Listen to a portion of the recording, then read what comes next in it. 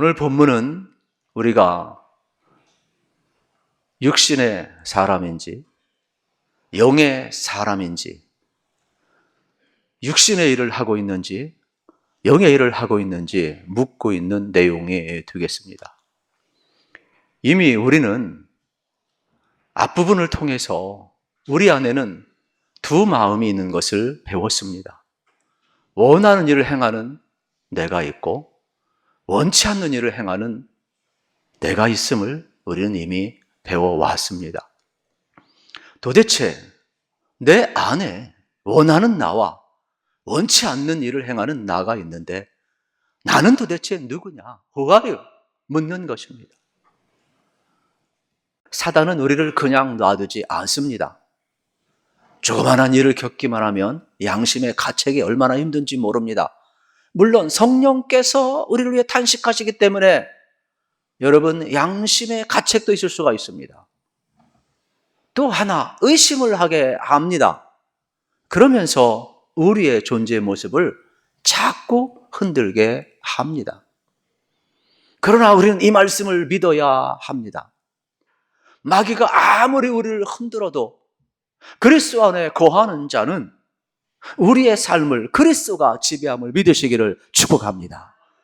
원치 않는 나의 모습을 행했다 할지라도 여러분 마귀가 나를 조종하는 시간이 있었다 할지라도 그리스도 안에 거하고 그리스도 안에 거하는 자는 더 이상 마귀의 권세와 죄와 사망의 법이 그를 지배할 수 없다는 것을 믿으셔야 되겠습니다. 그래서 오늘 본문 말씀 영을 따라 사는 사람을 뭐라고 이야기하느냐? 성령을 따라 사는 사람, 바로 육신에 거하지만 영에 속한 사람이라고 이야기를 하고 있음을 보게 되는 것입니다. 오늘 본문은 대조법을 쓰고 있습니다. 육신을 따르는 자와 영을 따르는 자로 구분하고 있습니다. 왜 둘로 나눌까요? 그것은 우리 인간은 크게 영과 육으로 나눌 수 있기 때문에 그렇습니다. 영이란 무엇입니까? 우리 존재의 한 깊은 부분을 이야기합니다. 하나님과 교통할 수 있는 인격의 깊은 한 부분을 영이라고 이야기를 합니다. 육은 뭡니까? 우리 바디, 육체를 이야기를 하는 겁니다.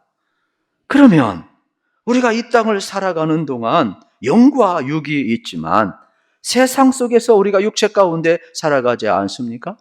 영과 육을 여러분 연결하는 것이 있는데 그게 바로 뭐냐? 혼이라고 표현을 하고 싶습니다.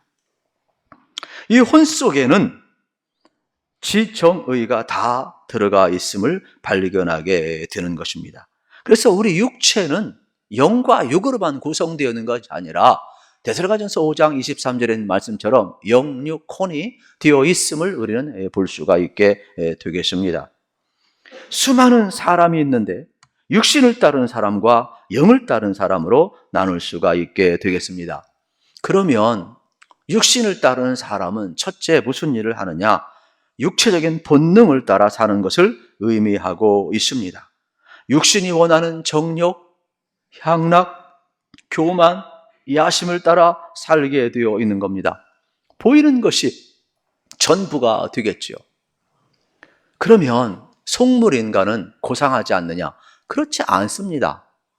우리에게는 지정의가 있기 때문에 겉으로 보면 육신을 따라 사는 사람도 고상해 보입니다. 또 여러분의 삶, 세상 속에 모든 것을 취하였을 때 얼마든지 우리는 스펙을 포장할 수가 있습니다. 그러나 하나님 없는 종교, 하나님 없는 철학, 하나님 없는 문화, 하나님 없는 예술, 결국 그것은 뭡니까? 육신의 일이라고 이야기를 하고 있음을 발견하게 됩니다. 세상 사람들은 이러한 사람을 가리켜서 휴머니스트라고 이야기를 합니다. 우리들은 그들을 가리켜서 인본주의자들이라고 이야기를 합니다. 인간의 가능성과 자기 성취를 추구하는 사람들, 고상하고 교양이 있고 아름답게 보입니다. 그러나 결국 육신의 생각은 어떻습니까? 죄와 사망임을 우리에게 가르쳐주고 있습니다. 이보다 더 위험한 사람들이 있습니다. 여러분 겉으로 보면은 다 신앙생활을 하는 것 같은데 종교인이 많다라는 겁니다. 예를 들면 성경 속에 가장 위험한 인물이 누구냐? 니고데모와 같은 사람이죠. 그는 유대 랍비입니다. 위대한 정치인입니다. 그런데 밤중에 예수님을 찾아와서 뭐라고 이야기합니까? 낮에는 세상 모든 사람이 그를 존경합니다. 이 많은 사람이 어디 있습니까? 그런데 예수님 앞에 찾아와서 묻습니다. 내가 어떻게 영생을 얻겠습니까? 예수님이 대답을 합니다. 너같이 랍비와 존경받는 사람이, 이렇게 종교 생활을 잘하고 있는 사람이 그걸 모른단 말이냐? 안 들었단 말이냐? 그래서 뭐라고 이야기합니까? 거듭나야 하나님 나라 들어갈 수 있다라고 이야기를 합니다. 그런데 니고데모는 거듭남을 모릅니다. 그래서 이렇게 이야기를 합니다. 예수님, 내 나이가 몇인데 어떻게 어머니 뱃속에 다시 들어가서 다시 태어납니까? 예수님이 또 답답해 하십니다. 그것도 모르냐? 물과 성령으로 거듭나지 않고는 하나님 나라에 들어갈 수 없다라고 이야기를 하는 겁니다. 우리가 예수님을 만나지 않고는, 여러분 영으로 예수님을 만나지 않고는 우린 종교인은 될 수 있는지 모르지만 그리스도인은 될 수 없다라는 겁니다. 한국교회가, 여러분 미래 세대가 점점 어려워져 가고 있습니다. 왜 그럴까요? 물론 많은 이유가 있을 겁니다. 인구 출산의 문제도 있을 것이고, 또 우리가 여러 가지 잘 교육 못한 것도 있을 것이고, 많은 이유가 있겠지만은 고등학교 때까지는 어떻습니까? 종교 생활을 잘합니다. 니고데모처럼 잘합니다. 그러나 영으로 하나님을 만난 경험이 없어요. 그러다 보니까 자기 힘으로 뭐 할 수 있을 때 얼마든지 떠날 수가 있는 겁니다. 교회를 떠나고 하나님을 떠날 수가 있는 겁니다. 어떤 부모의 권위와 교회의 어떤 영적인 분위기 속에서 신앙생활을 했는지 모르지만 예수님을 만난 경험이 없는 사람들이에요. 인간적인 것을 발전시켜서 영이 되고 구원 얻으시다는 생각은 정말로 위험한 생각임을 다시 한번 생각을 하게 되는 겁니다. 성경은 이야기합니다. 육은 육이요, 영은 영이라고 이야기를 하는 것입니다. 완전히 다른 것입니다. 세상에는 수많은 사람이 살고 있는 것 같지만 두 종류밖에 없습니다. 육신의 일을 생각하고 육신의 일을 하는 사람과 영의 일을 생각하고 영의 일을 하는 사람만이 있을 뿐이라고 성경은 이야기를 하고 있습니다. 다시 말해서 성령을 따라 사는 사람은 인간 어떤 가능성을 따르지 않고 위로부터는 성령의 은혜를 갈망하는 사람들, 저는 여기 계신 모든 분들이 위로부터 오는 하나님의 영, 성령을 받으셔서 성령의 생각을 따라 살아가시기를 우리 주님의 이름으로 축복합니다. 그러면서 바울은 우리가 육신에 거하는 동안 육신의 생각도 하고 육신의 일을 하게 되는데, 그러한 삶이 어떠한 삶인가 6절에서 8절에서 이야기를 하고 있습니다. 5절 말씀을 같이 한번 읽겠습니다. 육신을 따르는 자는 육신의 일을, 영을 따르는 자는 영의 일을 생각하나니. 아멘. 육신을 따르는 자는 육신의 일을 생각한다라고 이야기를 하고 있습니다. 그가 계획하고 꿈꾸고 시도하는 모든 것들이 다 육적이라는 것입니다. 세상적이라는 것입니다. 육체적인 논리로 헤쳐나감을 보게 되는 겁니다. 이런 사람들의 신앙의 모습은 참 무섭습니다. 하나님을 믿어도 자기식으로 믿습니다. 예수님을 자기식으로 평가합니다. 말씀도 자기식으로 파악을 합니다. 아무리 고상해 보여도 뭐라고 이야기합니까? 육에 속했다라고 이야기를 합니다. 그래서 육신의 일을 따르는 사람은 육신에 관한 일을 따른다. 그러면서 뭐라고 이야기하느냐? 하나님을 만나지 않고 성령을 따라 하지 않는 모든 일은, 그 어떠한 봉사나 그 어떠한 헌신도 그 어떠한 것들도 하나님을 기쁘시게 할 수 없다라고 이야기를 합니다. 이게 8절이에요. 같이 읽겠습니다. 육신에 있는 자들은 하나님을 기쁘시게 할 수 없느니라. 우리에게 엄청난 도전을 주고 있지요. 세상에서는 박수 칠지 모릅니다. 아, 저 사람 열심히 봉사한다. 아, 저 사람 고상하다. 아, 저 사람 참 멋있다. 박수 칠지 모릅니다. 그러나 7절에 뭐라고 이야기합니까? 육신의 생각은 하나님과 원수가 되나니 이는 하나님의 법에 굴복하지 아니할 뿐 아니라 할 수도 없음이라 그랬어요. 육신의 생각은 사람에게 인정받을지 모르지만은 하나님을 만나지 않고 성령 안에서 하지 않는 일은 하나님과 원수가 된다라고 이야기하고 있습니다. 이런 사람의 특징은 뭡니까? 죄와 회개와 심판이라는 말을 싫어합니다. 사실 한국 강단에서 죄와 회개와 심판이, 지옥이 사라진 지 오래되었습니다. 왜요? 우리는 말로는 영에 속한 사람이라고 이야기하며 실질적으로는 하나님을 위해서 우리가 육신의 것을 구해야 하는데 육신을 위해서 영의 일을 구하고 있기 때문에 그렇습니다. 육신의 것이 나쁜 것이 아니죠. 하나님의 영광을 위하여 육의 피로를 채우면 얼마나 좋겠습니까? 그러나 이 주객이 전도되어서 육신의 일을 위하여 하나님을 이용하는 신앙을 우리가 갖고 있으니까 문제가 되는 것 아니겠습니까? 저는 여러분들이 순서가 바로 되기를 축복합니다. 물고나무 서는 재주가 있어도 평생 물고나무 서서 살 수는 없어요. 두 말을 듣고 여러분들이 어떻습니까? 하늘을 우러러 보면서 살아가야 되는 겁니다. 순서가 바로 되어야 되겠지. 하나님이 주시는 의, 우리는 자신의 의를 통해서 하나님 앞에 나아가려고 몸부림을 치지만 결국 우리의 열심도 결국은 하나님의 영원한 생명을 누리지 못하게 하는 것입니다. 그래서 육신의 일은 죄와 사망임을 이야기합니다. 영을 따라 사는 것은 생명과 평안이라고 이야기를 하고 있습니다. 저는 여러분들이 예수 믿으면서도 근심, 걱정, 염려가 많은 것은 육신을 따라 사는 사람이에요. 옆 사람한테 평안을 축복합시다. 평안하시기를 축복합니다. 근심, 걱정, 염려 주님께 맡기시기를 축복합니다. 영을 따라 사는 사람은 생명과 평안이라 그랬어요. 예수님은 오죽하셨으면 공중에 나는 새를 보라, 들에 피는 백합화를 보라 말씀하셨을까요? 솔로몬의 영광도 있고 하나만 못하다 그랬어요. 최고의 영광은 다 사라지고 죽은 거예요. 그러나 들에 피는 백합화는 생명이 있는 거예요. 공중에 나는 생명이 있는 거예요. 생명보다 소중한 것은 없어요. 그러므로 여러분들이 얼마나 존귀한가를 깨달으셔서 정말로 예수님 안에 거하시고 여러분들이 성령을 따라 살아가시기를 축복합니다. 이것이 바로 바울은 복된 인생이라고 우리에게 가르쳐주고 있습니다. 그래서 다음으로 생각할 것은 영에 속한 사람이 되겠죠. 무슨 일을 하느냐? 영의 일을 한다라고 이야기합니다. 5절 하반절에 보면 이렇게 나와 있습니다. 육신을 따른 자는 육신의 일을, 영을 따른 자는 영의 일을 생각한다 그랬어요. 영의 일이 뭡니까? 예수님 말씀하십니다. 예수님의 일이 뭡니까? 나를 보내신 이를 믿는 것이 하나님의 일이라 그랬어요.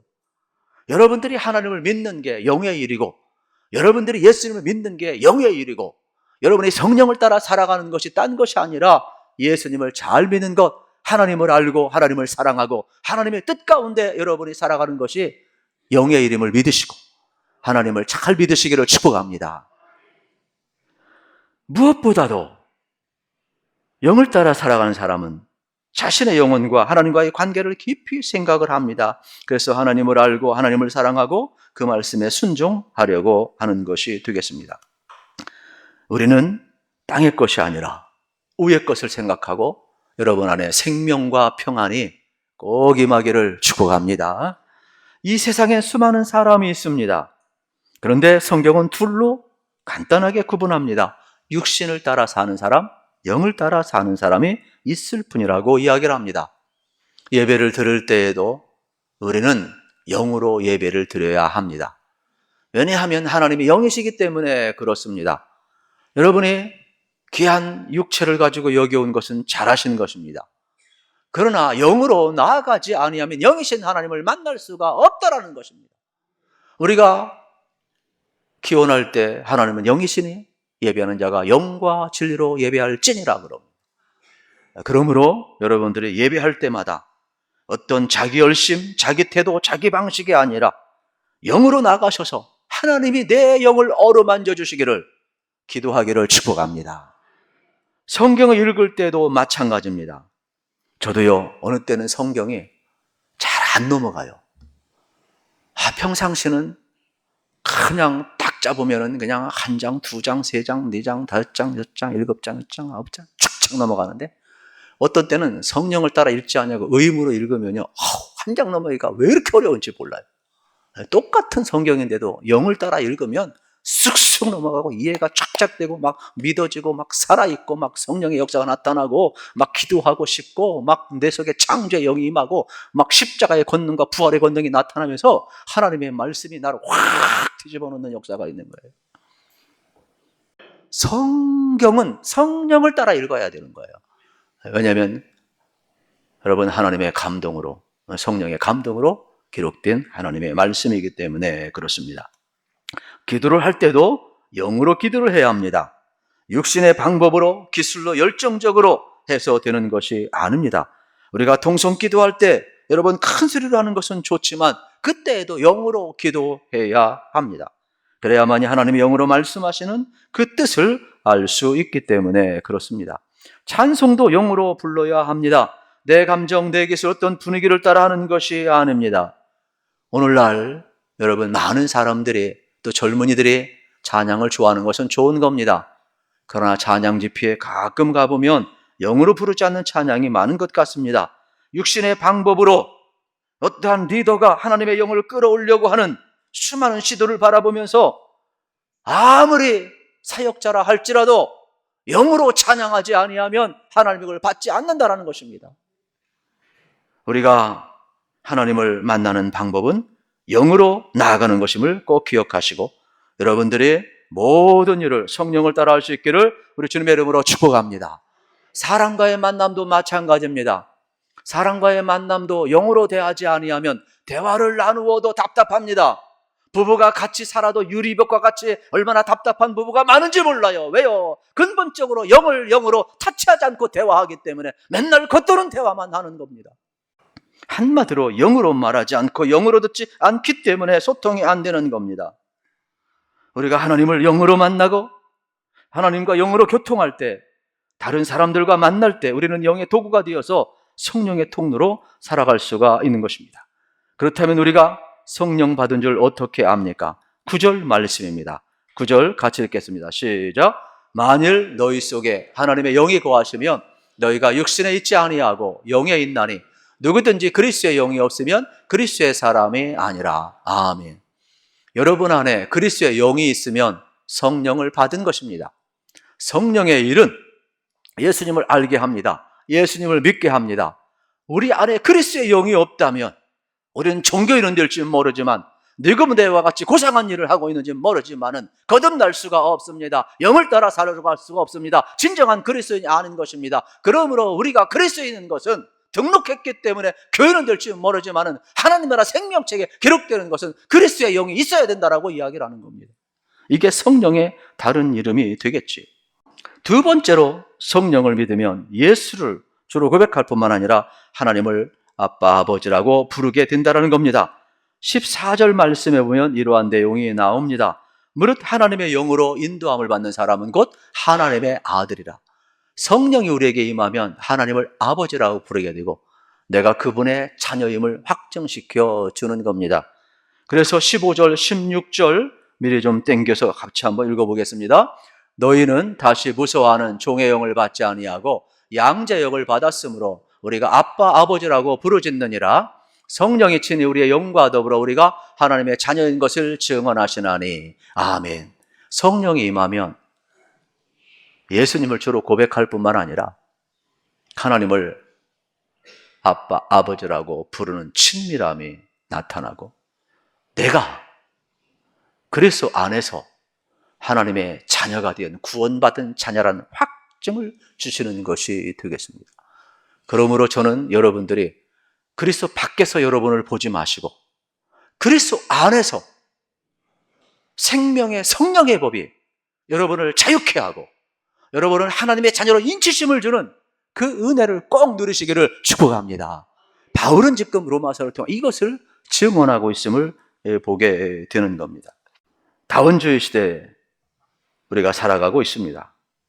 절대적인 것을 인정하지 않는 포스트 모던 시대를 살아가고 있습니다. 또 이단들이 얼마나 많은지 모릅니다. 그래서 정신 바짝 차리지 않으면 참 진리가 무엇인지 모릅니다. 그러나 적어도 우리가 진정한 복음, 진정한 기독교가 무엇인지는 알아야 되겠습니다. 좀 요약을 하면 이렇습니다. 첫째는 예수의 죽으심과 부활을 믿는 것이 진정한 기독교요, 진정한 복음임을 우리는 알아야 되겠습니다. 11절 말씀을 같이 한번 읽겠습니다. 예수를 죽은 자 가운데서 살리신 이의 영이 너희 안에 거하시면, 그래서 예수를 죽은 자 가운데 살리신 이가 너희 안에 거하시는 그 영으로 말미암아 너희의 죽을 몸도 살리시리라. 아멘. 여러분, 세상에서 예수님을 실패자로 이야기하는 사람도 많습니다. 또 불의항거하다가 희생을 당한 사람이라고 이야기하는 사람도 많습니다. 그러나 예수 그리스도에 대한 별 이야기를 다 한다 할지라도 그것은 복음이 아니고 비성경적인 겁니다. 기독교가 아닌 것입니다. 기독교는 예수님의 십자가가 나의 죄를 담당한 대속죄물임을 믿는 것이고, 예수님의 다시금 살아나심은 우리 부활을 믿는 모든 사람들에게 본이 되어서 우리도 다시 살 것을 믿게 하는 것, 이것이 바로 참 복음이고 기독교라는 사실입니다. 그러므로 예수의 십자가와 부활을 온전히 선포하는 것이 참 기독교이고 참 진리임을 우리는 굳게 붙들고 나아가야 되겠습니다. 두 번째로는 계속적인 성화에 힘을 써야 된다는 겁니다. 13절 말씀을 같이 한번 읽겠습니다. 너희가 육신대로 살면 반드시 죽을 것이로되 영으로서 몸의 행실을 죽이면 살리리니. 아멘. 우리는요, 영과 육이 있지만은 이 혼 지정의가 다 있어서 실질적으로 왔다 갔다 해요.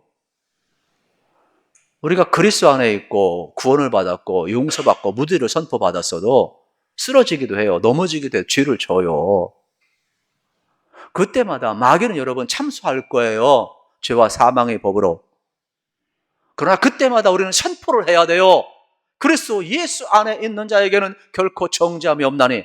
이제는 여러분 38선을 넘어온 사람들이에요. 이제는 여러분 더 이상 죄와 사망의 법이 여러분을 지배할 수 없어요. 예수의 십자가와 부활은 죄와 사망의 법을 삭제시키는 거예요. 생명의 법이, 평안의 법이, 우리를 생명의 법이 주관하는 거예요. 그러므로 여러분 어떤 삶을 살아가야 되겠습니까? 쓰러지고 넘어져도 일어나셔서 여러분 안에서 응원하시고 탄식하시고 기도하시고 도와주시는 성령님을 따라서 여러분 거룩한 삶, 성화의 삶을 살아가시기를 축복합니다. 우리 그리스도인들은 끊임없이 성령을 따라 하나님 나라 가는 그날까지 살아가야 될 거룩한 백성이에요. 세 번째로 고난의 필요성을 인정하는 것입니다. 고난 없는 여러분 십자가 없잖아요. 십자가 없이 부활의 영광 없잖아요. 16절 말씀에 이렇게 나와 있습니다. 성령이 친히 우리의 영과 더불어 우리가 하나님의 자녀인 것을 증언하시나니 그랬어요. 여러분, 우리는 하나님의 자녀입니다. 천국을 기업으로 받았습니다. 유업으로 받았습니다. 무지선언을 받았습니다. 그러나 우리가 이 땅을 살아가는 동안 하나님의 나라를 위하여 그리스도의 남은 고난을 짊어져야 합니다. 오늘날은 어떻습니까? 적극적인 사고방식이나 좀 잘 나가는 모든 사람들은 어떻게 해야 돼요? 예수님이 십자가에 못 박혔기 때문에, 예수님이 모든 걸 다 담당했기 때문에 우리는 회개할 필요도 없고 우리는 더 이상 고난당할 필요도 없고. 여러분, 그러한 메시지가 얼마나 많은지 몰라요. 형통의 복음이 얼마나 많은지 몰라요. 그러나 성경은, 기독교는 그리스도의 남은 고난을 채우고 십자가를 지고 예수를 따르라 그랬습니다. 고난 없는 형통의 복음이 있다면 그것은 다 가짜입니다. 그것은 전부 다 비성경적인 거예요. 그러므로 저는 여러분들이 기꺼이 여러분 성령 안에서 맡은 바 사명의 십자가, 자기 십자가를 지고 예수를 따를 수 있기를 축복합니다. 성령님은 넉넉히 감당할 수 있도록 힘을 주실 것입니다. 그래서 우리는 철저하게 영에 속한 사람으로 살아가고 그리스도 안에 거하게 되면은 성령께서 우리에게 힘을 주어서, 성령의 능력은 넉넉히 고난을 이길 힘을 주는 거예요. 그러므로 성령의 파워가 여러분을 지배하기를 축복합니다.